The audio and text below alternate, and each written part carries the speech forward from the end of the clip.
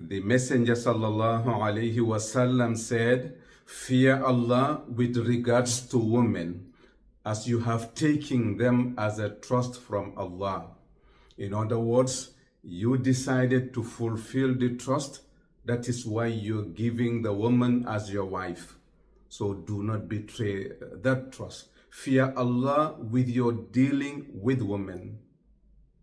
1,400 years ago, when the so-called civilized world was debating whether the woman is a human being or an animal, the Prophet said at that juncture and time, take good care of women. He said in a different narration that the best among you are those who are best to their wives, and I am the best among you because I'm the best to my wives. Fatabarakallah. Consider your wife as your mother, as your sister, as your daughter, as your Muslim sister. Would you harm your wife? Or would you harm your mother? If you won't harm your mother, remember your wife is someone's mother or a mother-to-be. Would you harm your sister? Consider your wife to be someone's sister. Would you want anyone to harm your sister? Consider your wife to be someone's sister. Would you want anyone to lay hands on your daughter? Consider your wife to be someone's daughter. So if you would not harm your mother, if you would not harm your sister, your daughter, your Muslim sister, consider your wife, and that's the fact. She is someone's daughter.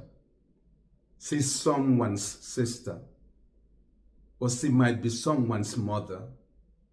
In any case, you should not harm your wife.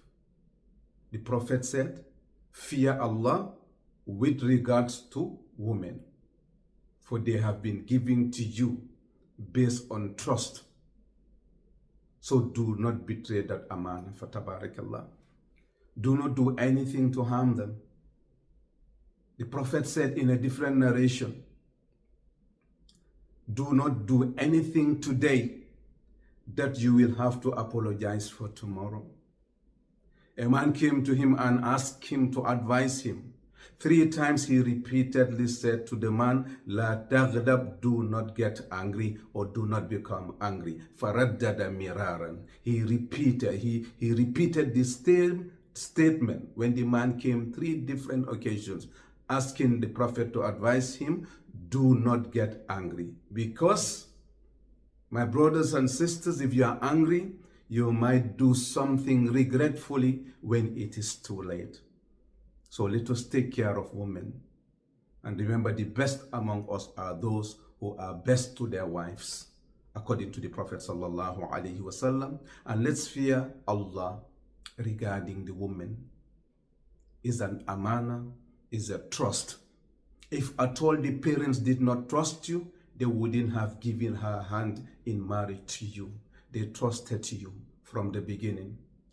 If the love has withered away, and you are not interested in her anymore, you can path ways peacefully, respectfully, with dignity. Because if it's gotten to an extent wherein you cannot stand her anymore, or she cannot stand you anymore, to the extent that you are ready to cause harm at any level, it is better to path ways than to be together in that state. But bottom line is, do not harm women and do not get angry. If you are angry, know that it is shaitan that is in your bloodstream. You might end up regretful with regards to whatever you do.